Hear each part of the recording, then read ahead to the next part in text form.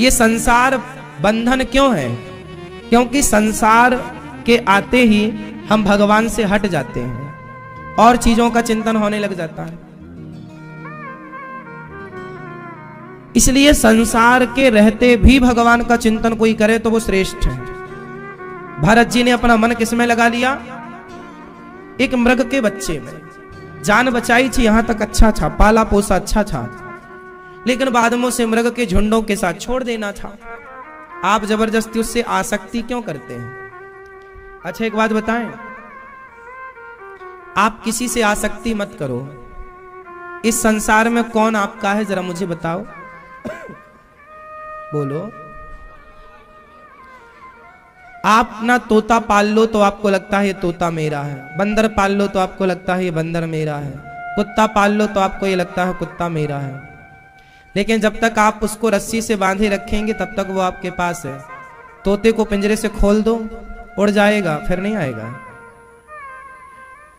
इसका अर्थ ये हुआ कि आपने उसको तो अपना माना पर उसने आपको कभी अपना नहीं माना। बोलो हाँ। आपने कुत्ते को तो अपना माना पर कुत्ते ने आपको अपना नहीं माना। आपने पक्षी को तो अपना माना पर पक्षी ने आपको अपना। तो एक बात बताओ, पक्षियों को पक्षियों के संग रहने दो, कुत्ता को कुत्तों के संग रहने दो। आप क्यों? आप सेवा करो सबकी।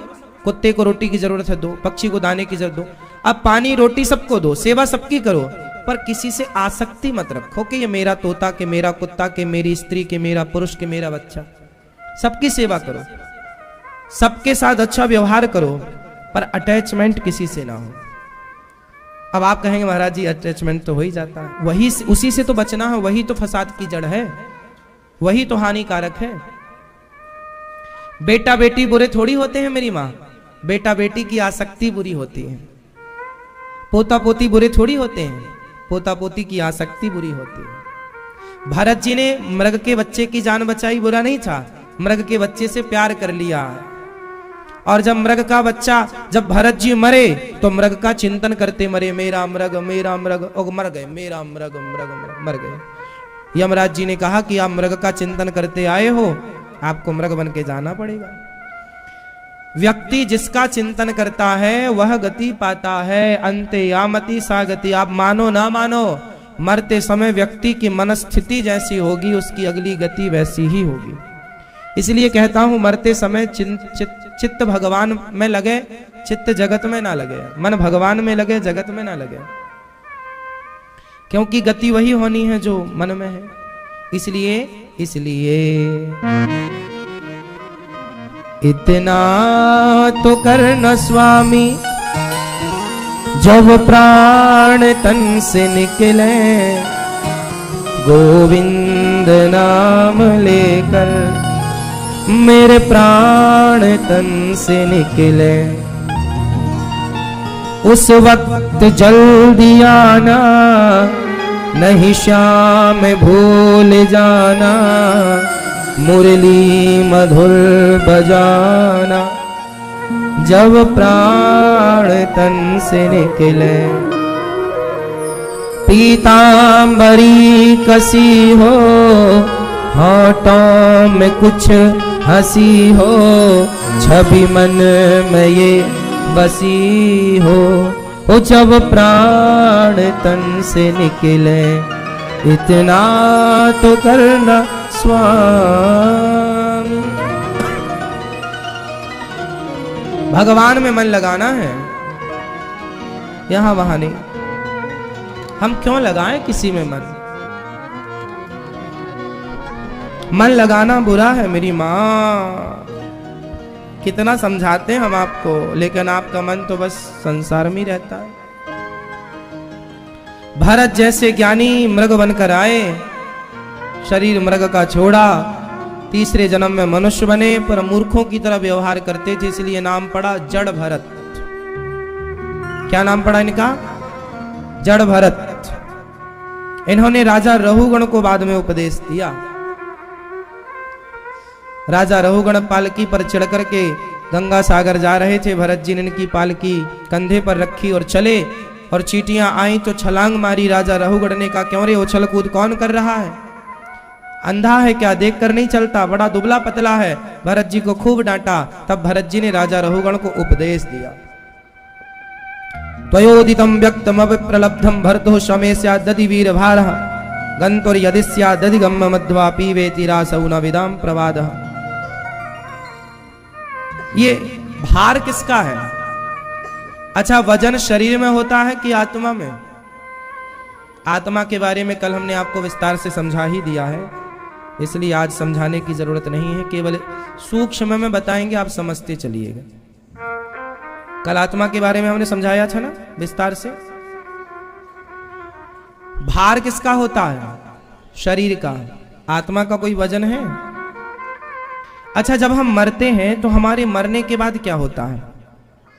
प्रोसेस पता है क्या है? आगे की विधि पता है? अच्छा बताओ क्या है? ये पितृलोक क्या है? ये पितर कौन है? हमारा अगला जन्म कब होगा? पिछला जन्म क्या था? ये सब क्या है? ये गुत्थी सुलझा दें कि उलझी रहने दें? बोलो मेरी माँ। सुलझाएं तो सावधान हो जाओ। जब हम मरते हैं तो क्या होता है? हमें लेने कौन आता है? हाँ, यमदूत। यमराज नहीं आते, यम के। अपन लोग इतने वीआईपी नहीं है ना कि यमराज आए।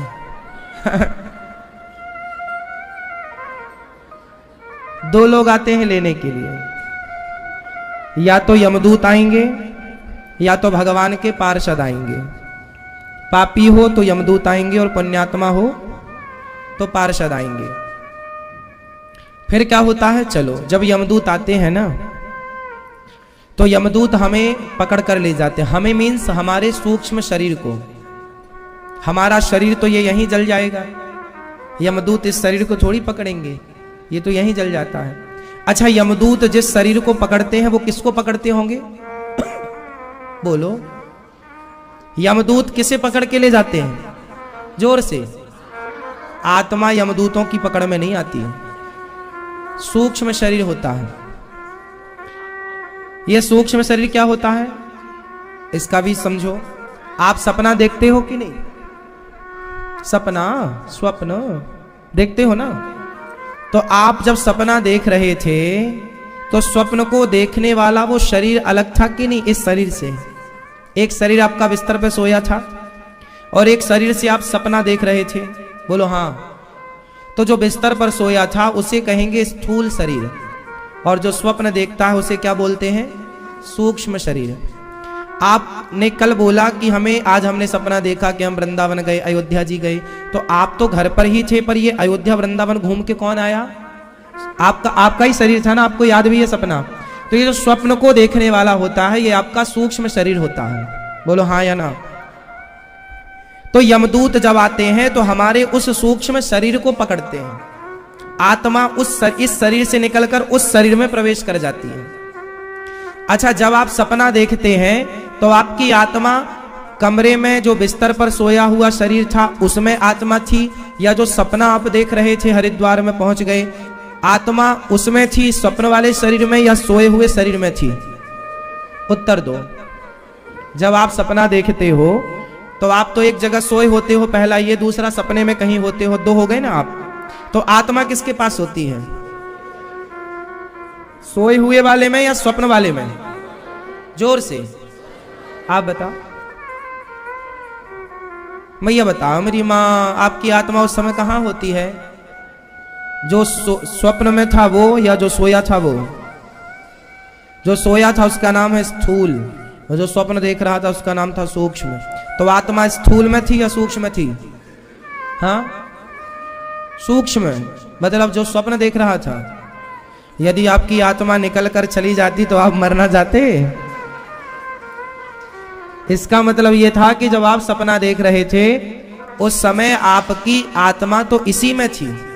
जो सोया था उसमें क्या था? उसमें आपका मन था। उसमें आपका क्या था? बोलो। मन।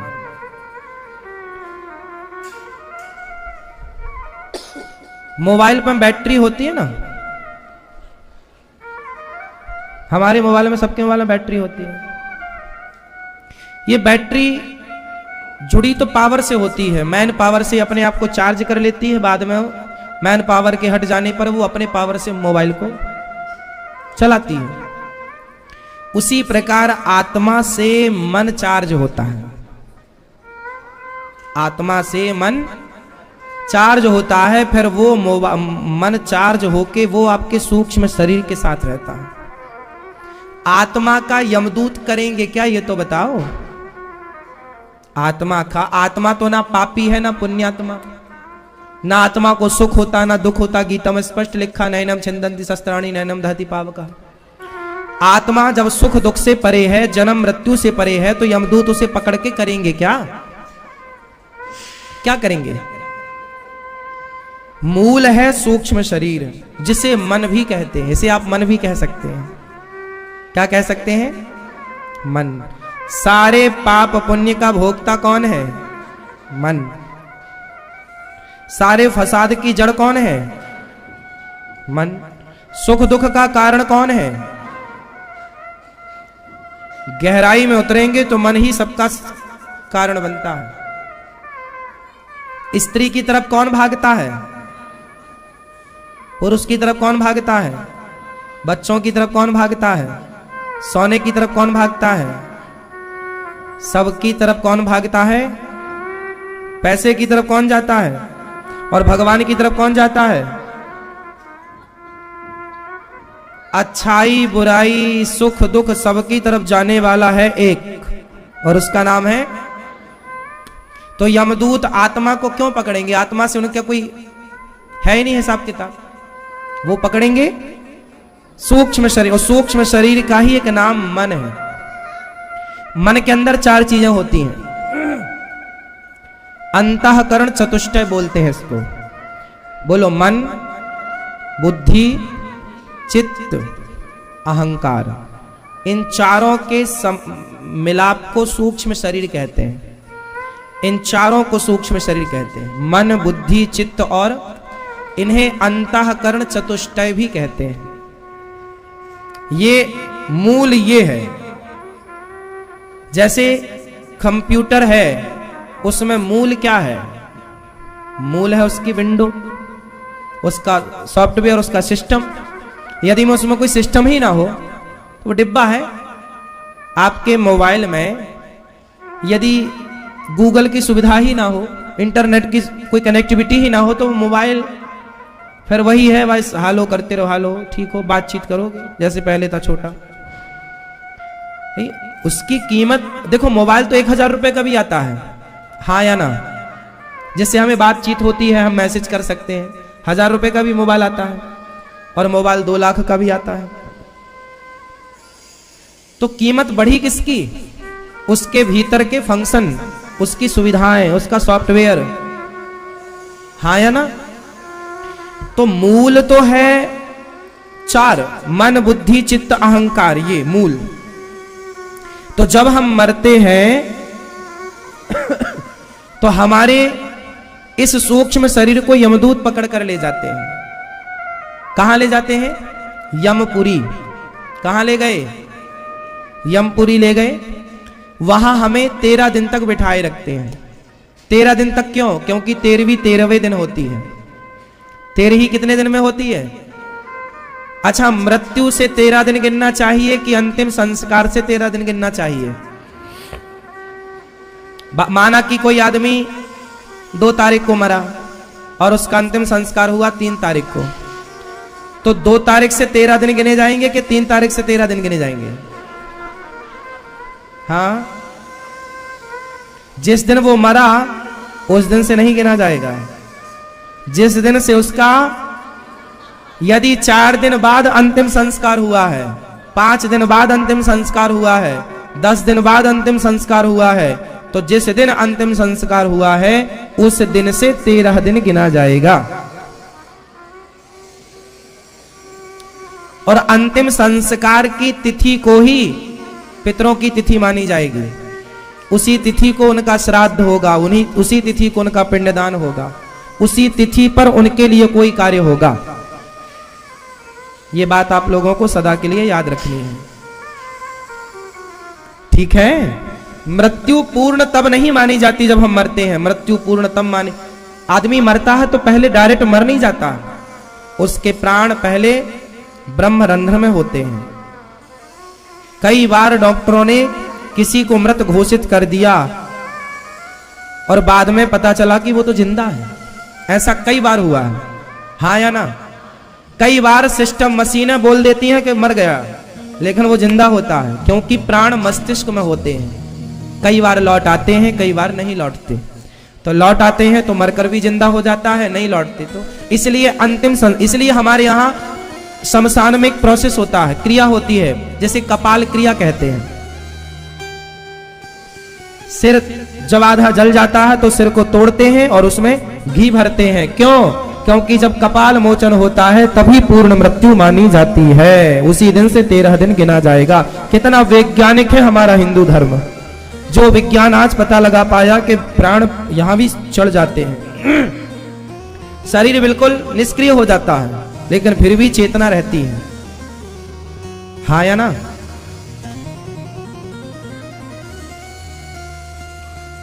तो कपाल मो, इसलिए कई लोग आजकल ना कहते महाराज जी हमने अपना पूरा अंग दान कर दिया। ना, दान करो लेकिन आपके शरीर के कुछ हिस्सों का अंतिम संस्कार जरूर होना चाहिए, उसके बिना आपकी तिथि निश्चित नहीं होगी।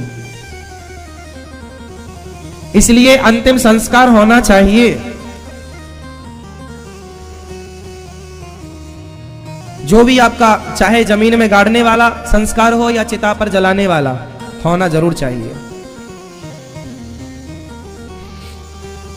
तो जब हम मरते हैं तो हमें यमदूत ले जाते हैं और 13 दिन बिठा के रखते हैं, और 13वें दिन बाद जब व्यक्ति के नाम का श्राद्ध होता है, जब व्यक्ति के नाम का पूरा 13वीं होती है और 13 ब्राह्मण कन्या समाज जब खाता है तो सबको खिलाने पिलाने का जो पुण्य है वो भी उस मृत व्यक्ति के नाम पर गिना जाता है कि तुम्हारे नाम से अब इतना पुण्य हुआ।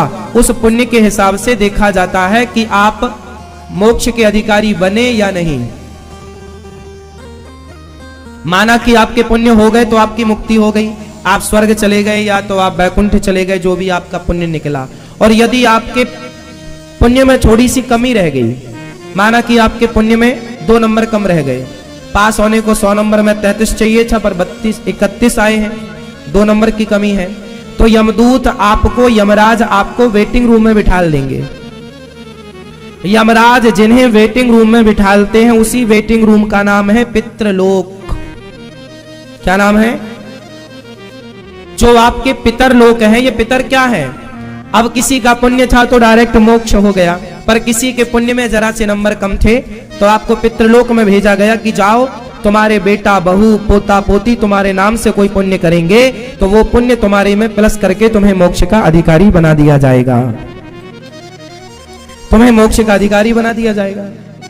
लेकिन जब आप कोई पुण्य नहीं करते तो फिर वो वेटिंग रूम में बैठे हुए आपके पितर आपको परेशान करने लगते हैं। वही परेशान करने वाले सिस्टम को बोलते हैं पितृदोष। फिर लोग क्या बोलते हैं? तुम्हारे पितृदोष लगा है, तुम्हारे बनते बनते काम बिगड़ जाना, तुम्हारी संतति रुक जाना।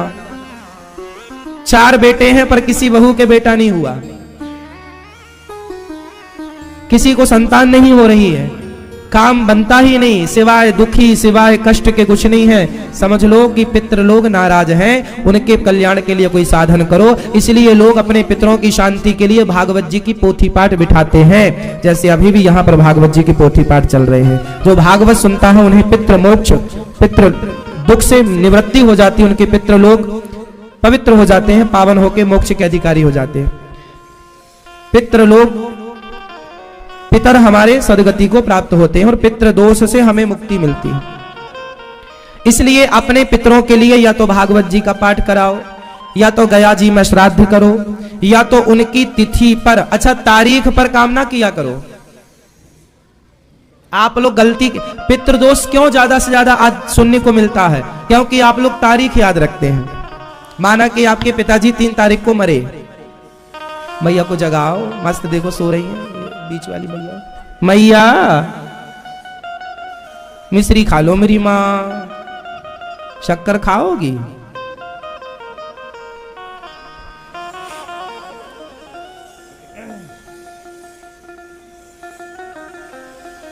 माना कि किसी के पिताजी 3 तारीख को मरे, 3 मार्च,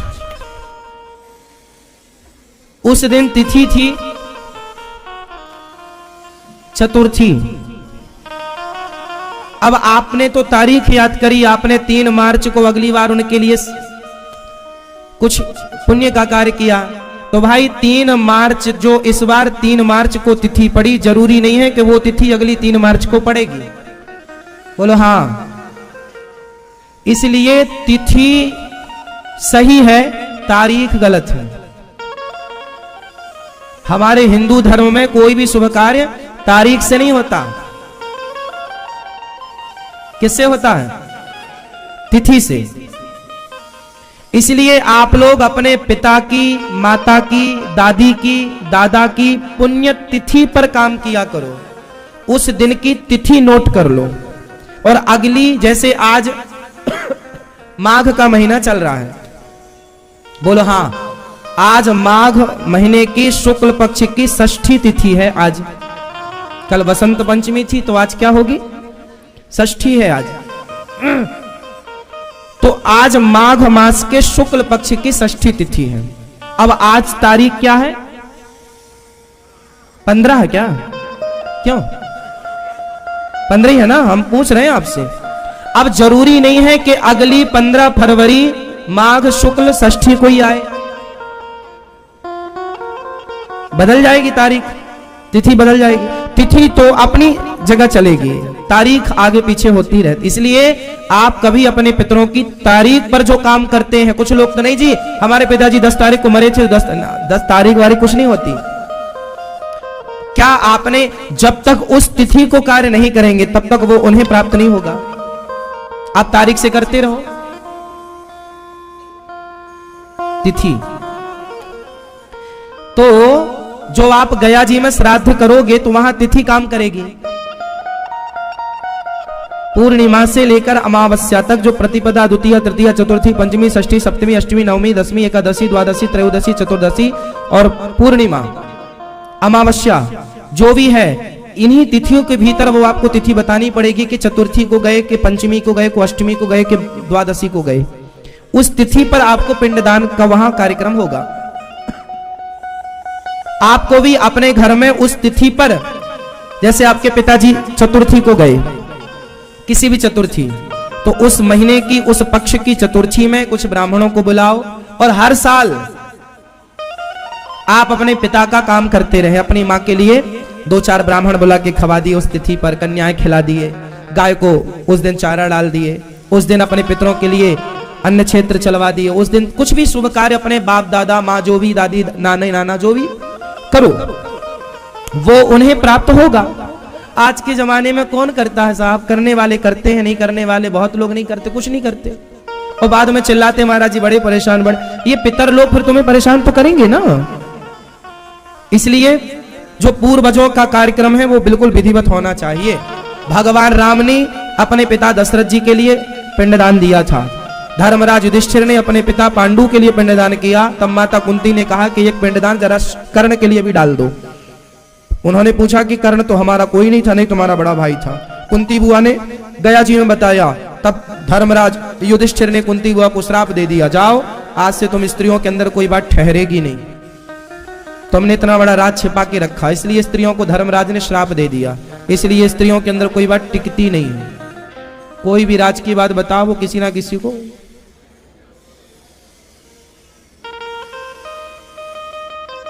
ये धर्मराज युधिष्ठिर ने श्राप दिया था माता कुंती को, क्योंकि कुंती ने इतना बड़ा राज छिपा के रखा कि कर्ण हमारा बेटा है। धर्मराज ने कहा कि आपने पहले बता दिया होता तो ये युद्ध ही नहीं होता।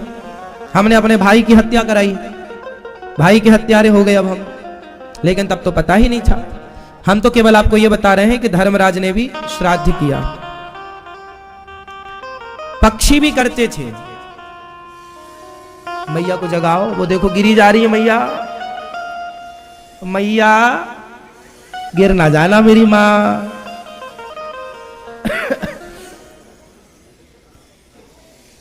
तो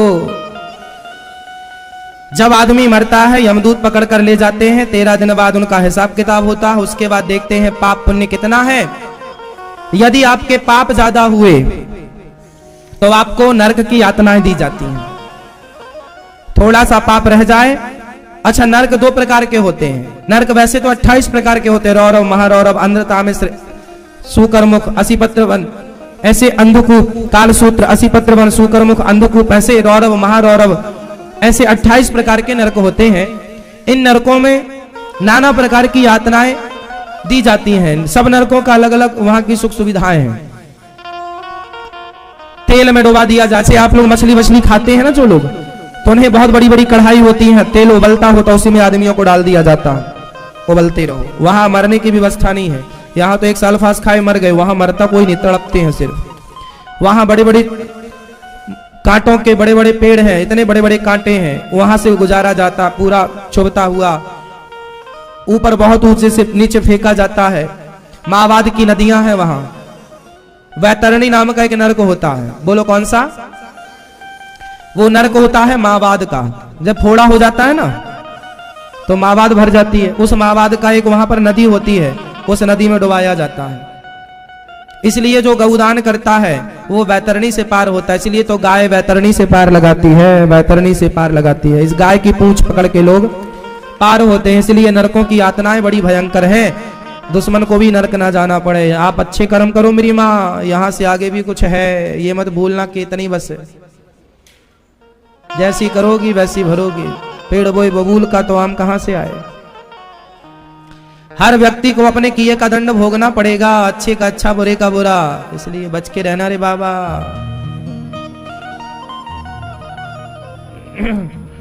तो यमदूत फिर वहां हिसाब किताब करते हैं, आपने जन्म से मृत्यु तक कितना पुण्य किया, कितना पाप किया। आपके पाप ज्यादा हैं तो आपको 84 लाख योनियों में डाल दिया जाएगा।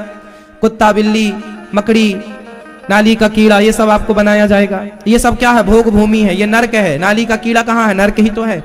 कुत्ते की योनि क्या है? नरक ही तो है ना।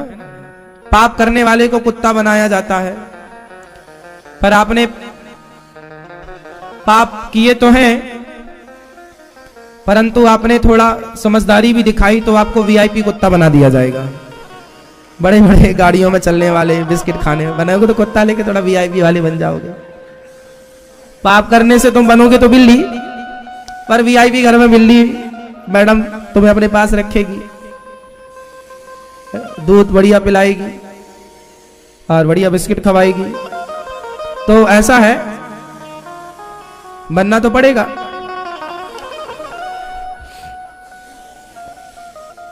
तो ये सब पाप का ही भोग है। इसलिए मनुष्य शरीर पा करके अब किसी शरीर को ना पाना पड़े, यही मानव शरीर की सार्थकता है। भगवान को पाए, अब क्या शरीर शरीर पाए। हमारा ये सूक्ष्म शरीर न जाने कितने शरीर बदल चुका है। राजा रहुगण का भरत जी ने कल्याण किया, दोनों भगवत धाम को गए।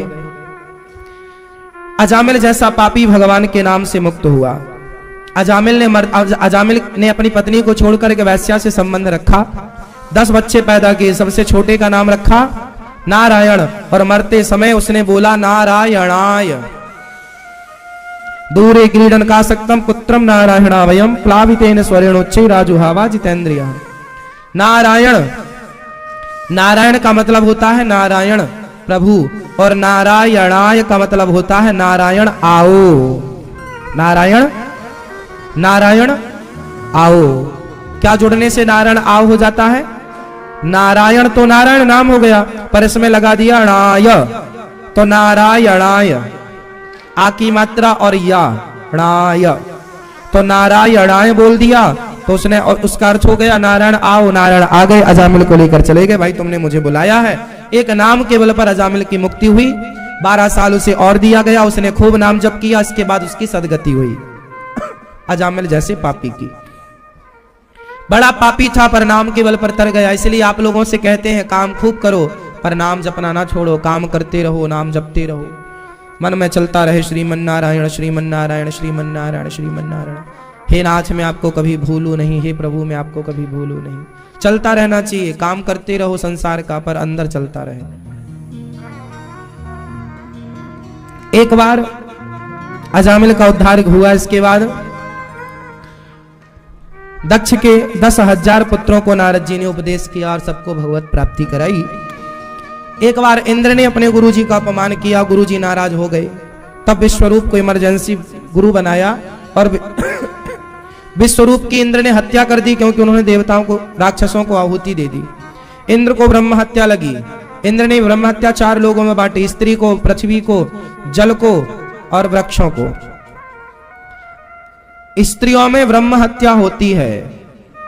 जो स्त्री रजस्वला होती है, वो रज जो 7 दिन का अपवित्र अशुद्धि का जो टाइम पीरियड होता है, वह इंद्र के द्वारा दी गई स्त्रियों को ब्रह्म हत्या है। स्त्रियों में रज के रूप में दिखती है हत्या। वृक्षों में गोंद, वृक्षों में गोंद होती है, वो ब्रह्म हत्या है। जल में झाग होता है व्हाइट कलर का फैन, वो ब्रह्म हत्या है। और पृथ्वी में बंजर भूमि, ऊसर भूमि, कुछ नहीं उपजता, वो बंजर भूमि ब्रह्म हत्या है। 4 लोगों में इंद्र ने ब्रह्म हत्या बांटी, पर विश्वरूप के पिता महर्षि त्वष्टा ने यज्ञ किया और वृत्तासुर को प्रकट किया, और वृत्तासुर इंद्र का युद्ध हुआ और इंद्र के हाथों दधीचि ऋषि की हड्डियों का वज्र बनाया इंद्र ने, और वृत्तासुर का उद्धार हुआ। वृत्तासुर ने भगवान की स्तुति की। राजा परीक्षित ने कहा, जब ये वृत्तासुर राक्षस था तो इसने भगवान की स्तुति क्यों की? बोले, ये राक्षस तो था, लेकिन ये पिछले जन्म बहुत बड़ा भक्त था। ये पिछले जन्म में एक चित्रकेतु नाम का राजा था। इसकी बहुत सारी पत्नियां थीं, पर बच्चे नहीं थे। संत जी से बहुत कहा, पुत्र हो। संत जी ने फल दिया, पत्नी खाएगी पुत्र होगा, पर वो पुत्र तुझे सुख तो देगा पर दुख भी देगा। तो चित्रकेतु की पत्नी कृतद्युति नाम की एक पत्नी ने फल खाया और उसके सुंदर सा बच्चा हुआ। उस बच्चे को अब राजा रानी बहुत लाड़ प्यार करने लग गए। पर एक दिन क्या हुआ, जब वो 5 वर्ष का हुआ तो उसकी अन्य रानियों ने उस बच्चे को जहर देकर के मार दिया। 5 साल का बच्चा मर गया। राजा रानी बहुत रोए। नारद जी ने समझाया कि आप क्यों रो रहे हैं, ये तो प्रकृति का नियम है, आया है सो जाएगा। राजा बोले, मुझे मेरा बेटा चाहिए। नारद जी ने मंत्र पढ़ा, मरे हुए बेटे के ऊपर छोड़ा जल, मरा हुआ बेटा जिंदा हो गया। चित्रकेतु दौड़े, आ बेटा तुझे गले लगाऊं। उस बेटे ने कहा, खबरदार, पहले ये बताओ आप कौन हैं। अब यहाँ उस मरे हुआ जो बेटा था, जब वो जिंदा हुआ तो उसने अपने बाप को क्या उपदेश किया, वो जरा सुनिएगा। उस पुत्र ने कहा, पिताजी आप कह रहे हो कि मैं तुम्हारा बेटा हूं, अब बताओ कि कौन किसका बेटा है। अब यहां आप लोग अपने ढंग से समझो। ये जो आपका बेटा है, आपकी बेटी है, आपकी पत्नी है, आपका पति है, आपकी माँ है, आपका बाप है, ये कौन लोग हैं? इनसे आपका पिछले जन्म में कोई रिश्ता, कोई हिसाब बाकी था। वो हिसाब चुकाने के लिए कोई तुम्हारी पत्नी बनी, कोई तुम्हारा पति बना, कोई तुम्हारा बेटा बना, कोई तुम्हारी बेटी बनी, कोई माँ बनी, कोई बाप बना। जिस दिन जिसका हिसाब पूरा हो जाएगा उस दिन उसकी छुट्टी। आपकी पत्नी कौन है? बोलो, कौन है आपकी पत्नी? आपका पिछले जन्म का बकाया हिसाब ही आपकी पत्नी है। कर्मों का हिसाब। आपकी पत्नी आपके कर्मों का फल है, आपका पति आपके कर्मों का फल है, आपका बेटा आपके कर्मों का। आपने अच्छा कर्म किया तो आपकी पत्नी अच्छी है, आपने बुरा कर्म किया होगा, वही कर्म बुरी पत्नी के रूप में आ गए जो आपको मारते हैं। किसी की पत्नी मारती है, किसी का पति मारता है, किसी की पत्नी बहुत प्यार करती है, किसी का पति बहुत प्यार कर, किसी की पत्नी बहुत अच्छी है, किसी की बहुत बुरी है। क्यों? किसी की अच्छी बुरी क्यों? सबकी एक सी क्यों नहीं है?